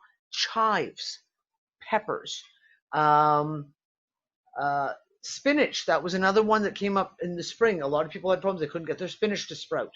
So I'm looking at this. Like if we look at changing frequencies and changing light frequencies, is this due to if there's a change in light frequencies are affecting the seeds? Therefore, some seeds are just not doing well. They're not germinating. They don't want to germinate. I've got spinach is finally gone, and I've got it seeding now. It's about this tall, getting ready for winter spinach. My red lettuce, I've now tried 3 times. I cannot get it to germinate. It will not germinate. Yeah, Laura, cucumbers, we have struggled. We're now on our 3rd batch of seeds of cucumbers, and my 1 cucumber plant is that tall, who I have been babying. I mean, babying for months. It just finally started getting what looks like the beginnings of flowers are finally coming out on it. Our zucchinis, though, are growing like freaking mad. Like our zucchinis are literally, they're growing 2-3 inches in a day. It's crazy. Yeah, okay, and this is the kind of thing I'm talking about. So, like, there's a lot of people saying they've had a hard time with basil, they've had a hard time with cucumbers. This is one of those. Go take it to the other room. Just go take it to the other room, Gimpy. Don't make fun of me. I can make fun of you if I want. I'm your mother. This is one of the reasons why I created this group, because I don't want to just talk about gardening. I want to talk about what's working, what's not working, what people are seeing. And we're seeing, for example, mutant produce, zucchinis that are fused together, flowers that are like, someone posted a picture and it's a sunflower with like 5 sunflowers growing out of the middle of it. Same thing, echinacea, with echinacea flowers growing out of the center of the echinacea, as if it germinated before it had even grown a flower, and another flower was growing out of it. We're seeing a lot of that. I've got some seriously strange tomato flowers that have come up, where the flowers come up and they're mutant. Like there's 2 tomato flowers fused together, and not one of them has produced a fruit yet, but they fuse together, they come up, and then burning. And that's the other thing too, burning. Lots and lots of symptoms of burning. I've got plants that I've put in pots deliberately so that I can move them around the yard. My basil that I find, store-bought basil, I had to bought plants from the store. The first 3 that I had, because I had them in more of the open area of the garden, didn't do well at all. The one that I put that's right next to my tomatoes, and all my tomatoes have grown, and my broccoli have grown around it like a jungle, it is happier than a pig in shit, because it's almost in full shade. It gets just that filtered light that's coming through the other leaves above it. That basil is doing unbelievably well, because it doesn't get hardly any sunlight. Hardly any. Yeah, my peas have done really, really well, Peg. My peas are doing really well. They're growing like bloody gangbusters. But my first 2 batches of beans, like climbing beans, failed. Like, just died. They got about this big, and they died. Yeah, I've got a second round, Katie. I've got a second round of peas. I've got 3 rounds in the ground right now. Anywhere, the first round is about a meter tall almost right now. Pretty close. They're almost over the top of the fence. And then I've got 3 in the ground, and I've got sitting in my windowsill with sprouts this tall on them. They really need to go into the ground. They were supposed to go today, but downloading books. I've got sugar snap peas to go in for the next one.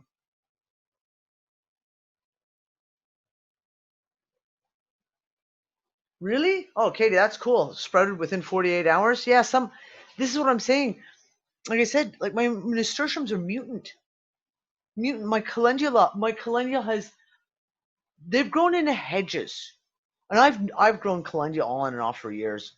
I've never seen calendula literally grow into almost a hedge. It is my initial first little plants, and I put a little patch of about 4 plants that were like 1, 2, 3, 4 in the ground. They were just the little seedlings that I put in. They're now at least a meter tall, and they expand a space of about 1.5 meters wide that they've taken over, and it's a bush. It's a shrub. It's not like flowers. It's like a massive, massive thing. And the same thing with my my nasturtiums. I look at it. My nasturtiums are 2 foot tall, and some of them are almost 3 foot tall. I've never seen nasturtiums grow like this before, ever. Katie, I'm laughing about your Roma plants. My Roma plants did okay, like a big bush. My cherry tomatoes, I gave up. I seeded them out, tried to germinate them 3 different times. Basically gave up. Said, okay, well they're not going to grow. They're not going to grow for whatever reason. Can't get the seeds to grow. And I had emptied all my germination trays because I had a couple little pots, the little teeny wee ones that were just sitting and just like literally abandoned just to the side. And about a month ago, I was cleaning up the pots because they start falling over, the stacks of them. And there's a little pot, and there in the little pot was a little teeny tiny little tomato sprout. And I was like, oh my God. Here, I'm going to show you my beautiful tomato plant.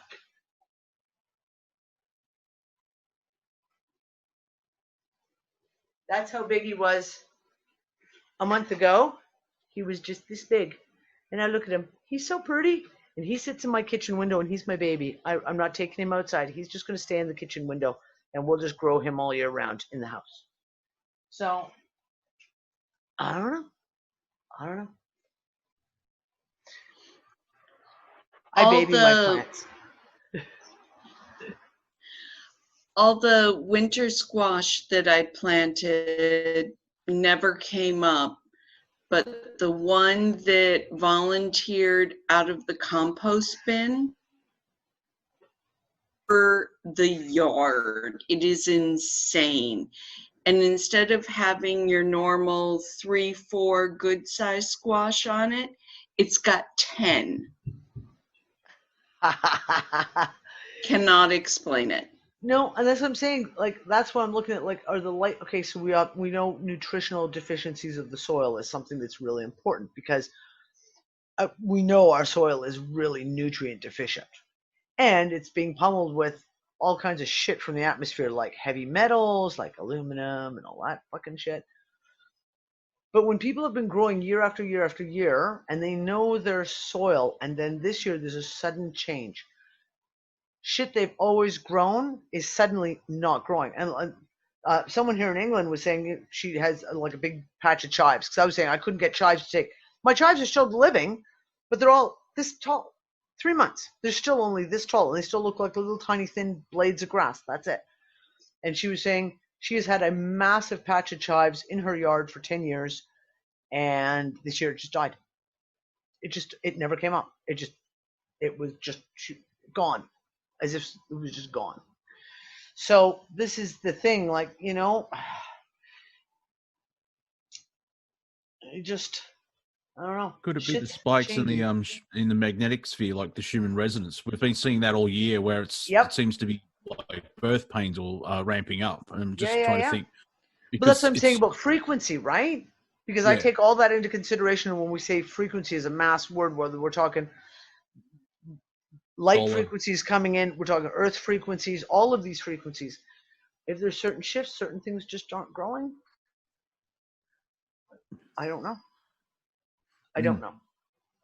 I have an asteroid question when we finish this subject. Yeah. What was that, Bossy? No, go ahead. Go ahead. Okay. Two questions. The first one is: have you found the location of where that asteroid in 537 landed?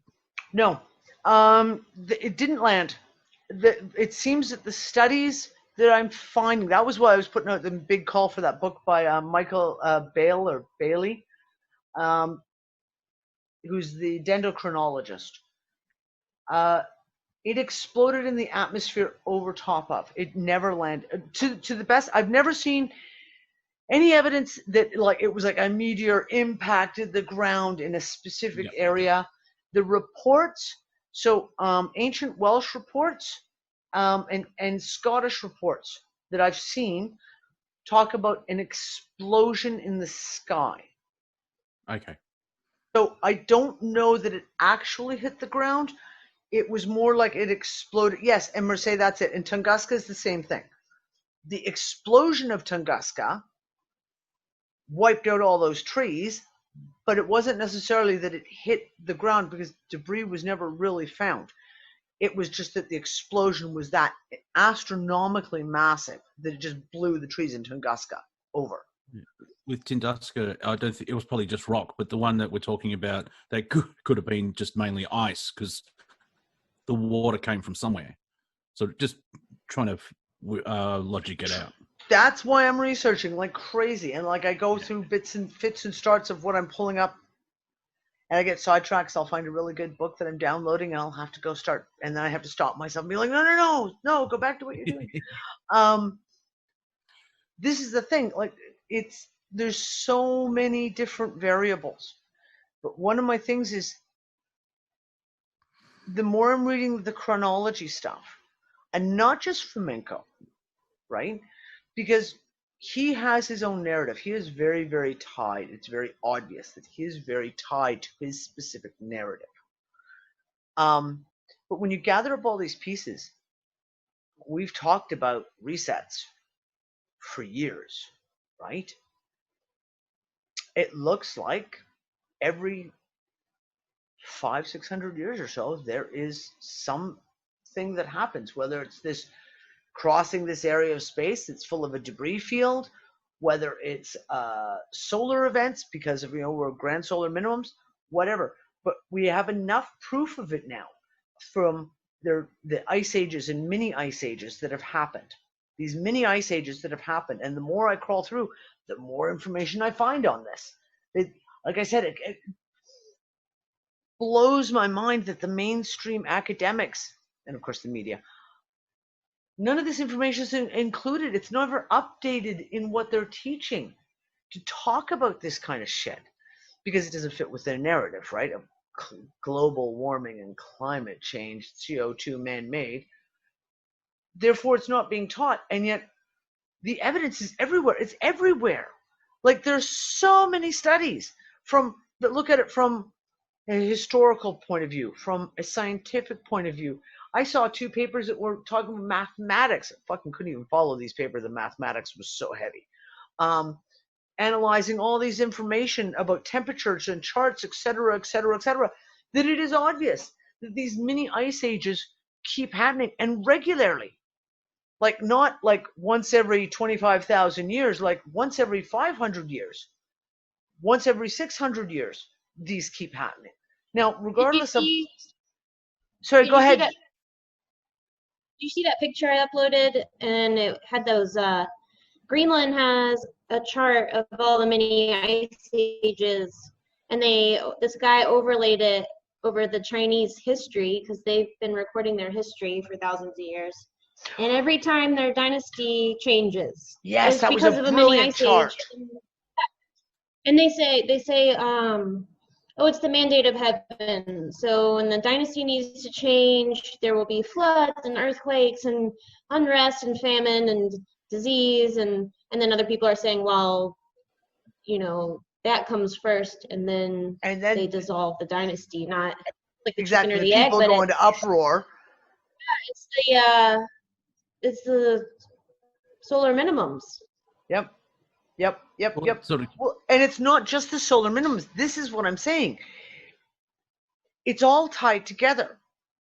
So, for example, yeah, Jimmy, Jacob Israel, who I don't follow his stuff, but Marfugal I do watch occasionally when it comes across my path, did a really good discussion about this just a few days ago. I think it was only about 2 or 3 days ago that I watched it, maybe on the weekend, discussing all of this kind of stuff.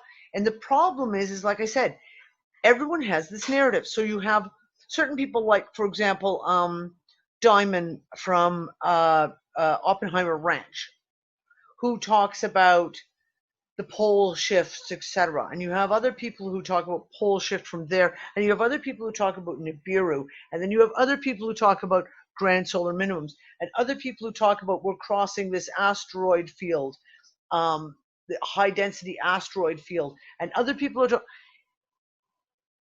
and because they're so tied to one specific narrative, you can't get them to come together to look at how are some of these causes or are some of these effects, right? It's like we had this conversation at the Unfuckers gathering about the difference between we get to certain diseases are called diseases, but they're not diseases. They're actually symptoms. They are symptoms. Irritable bowel disease isn't a disease. It's a symptom of another problem in the body. That's it. And you can't cure irritable bowel until you figure out what it's a symptom of, what it's doing. And it's the same thing with science. And all of these discussions is some of these things that we talk about, like magnetic pole shifts. And well, because we have the evidence, we know the magnetic pole is fucking racing across the North Magnetic Pole. We know that we have the mid-Atlantic polar anomaly that's going on that's fucking insane, crazy ass shit. But then we also know that we're going through what seems to be a major debris field in this area of space, because look at the amount of comets and meteors, and no one ever talks about them in advance. I mean, yeah, like, okay, we're all looking at Comet Atlas, and we're looking at what's this one called now? I can't remember, the one that everyone's been looking at for last month.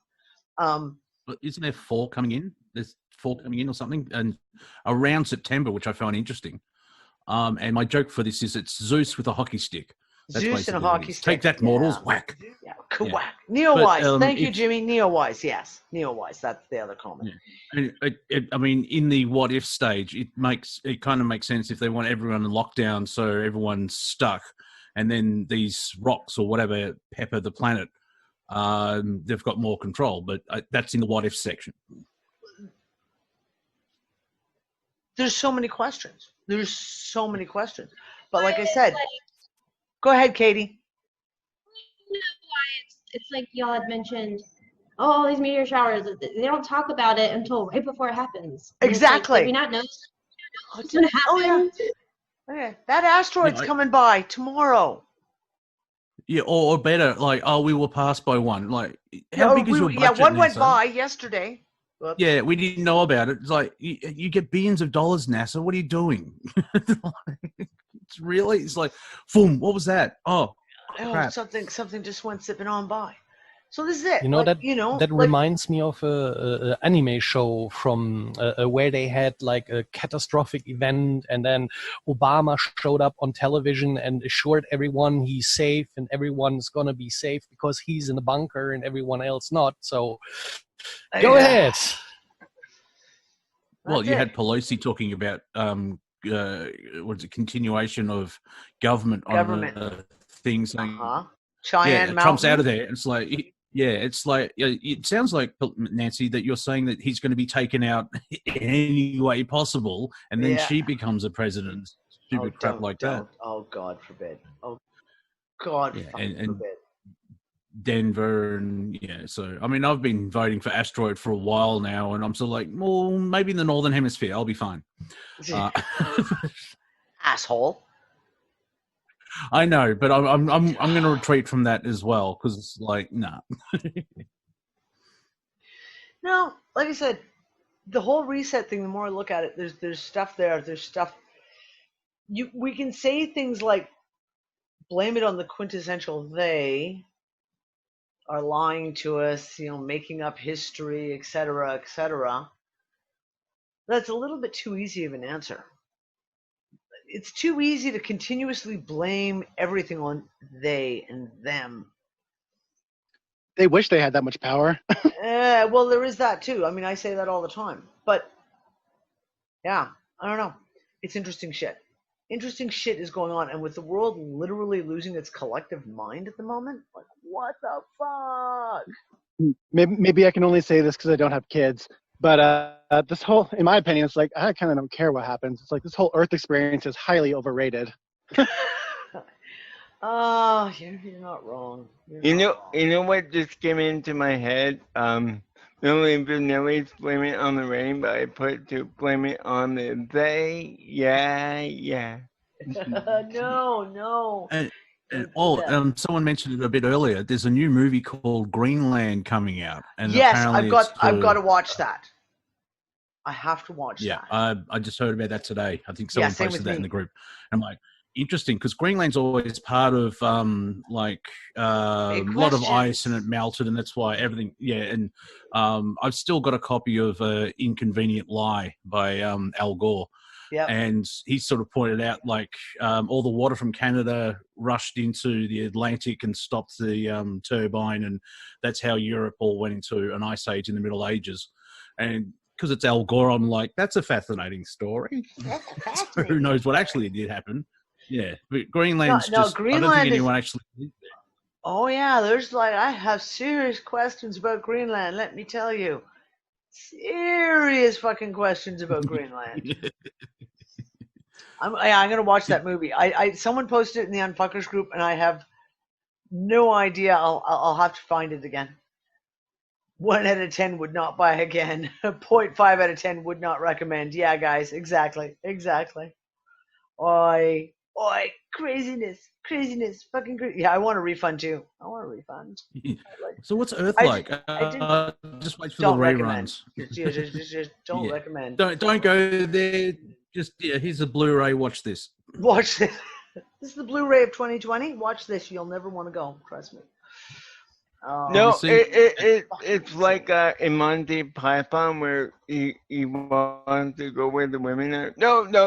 You definitely don't want to go there. No, you don't want to. No. Yeah, Earth kind of is like a Monty Python skit right now. Sorry, say that again, Zero? I just want to see the trailer that got me here. You know those trailers? You're like, ooh, that's going to be a good movie. Oh, that looks good. I'll go there. Yeah. Well, my astral travel agent's in trouble. Yeah, I'm going to have words with him. I keep saying I want to see the contract I want to see my wedding signature on the contract that I signed that said I would do this with 5 kids and no money. Well, just hope they don't get infected with astral COVID and they have to take down all the astral travel agencies. By the way, speaking about something weird, probably unrelated, but probably also related. So I have this massive bottle of Tabasco, and since I can't eat Tabasco every day now, so it stays there for a while. So this year I had, at the beginning of the COVID shit, both liquids in that huge Tabasco bottle separated. So I had the vinegar on the bottom and the other stuff on top. So I had to shake it every time. So guess what? It doesn't do it anymore. It did it now for a couple of months in a row. I had to shake it every time, and now it stays still in the same way it is. So the other day I thought, like, wait a minute. What was that? Was that some ultrasonic that separated the frequency? Fluids, or was it something else? Yeah. Could be frequency, something to do with atmospheric pressures. Exactly, because the thought was, if that thing got bad, it would stay bad and not mix together anymore and stay together anymore. So that was the weird. Yeah.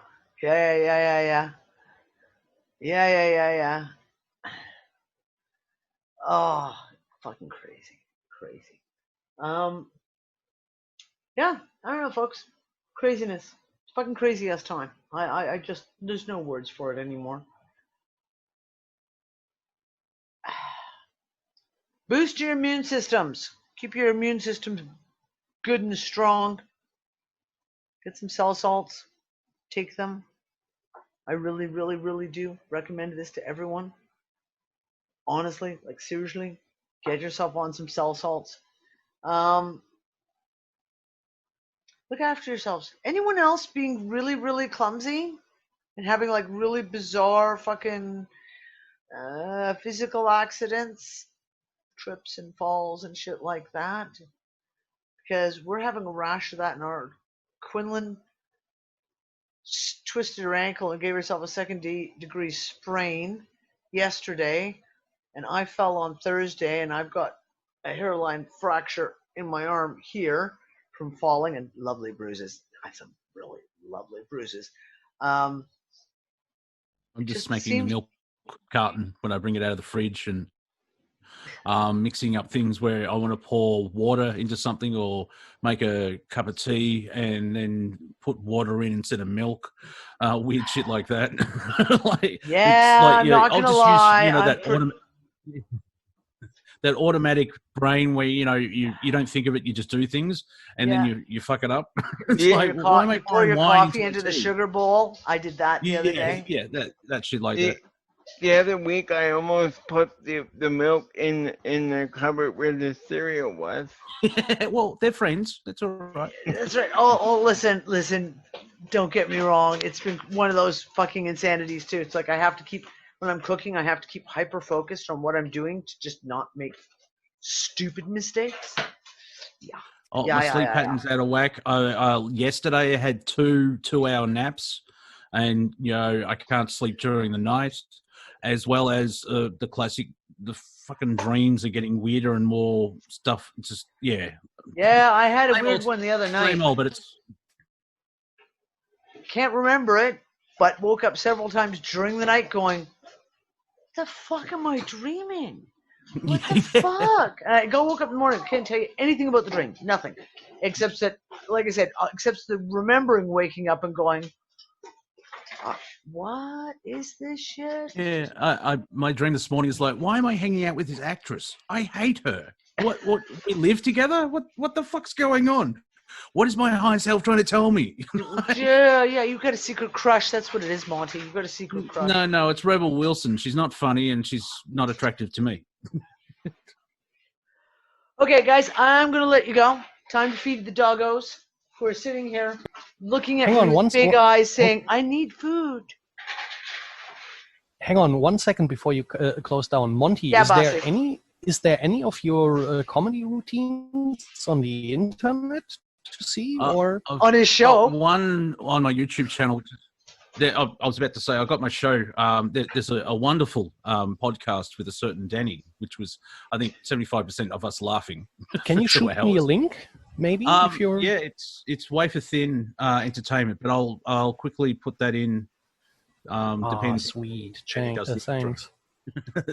Monty, send me the link too, like on Messenger, and I'll make sure I'll include it with the article that'll go with this video, so people can go check you out.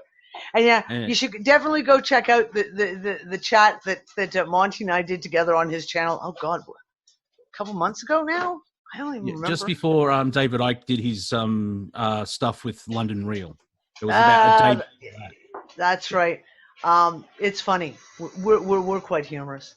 I'll say that. We were quite humorous. We giggled our asses off. Okay, darlings, I'm going to let you go. I love you. And I'll talk to you next Wednesday. Bye. Bye. One small step for man.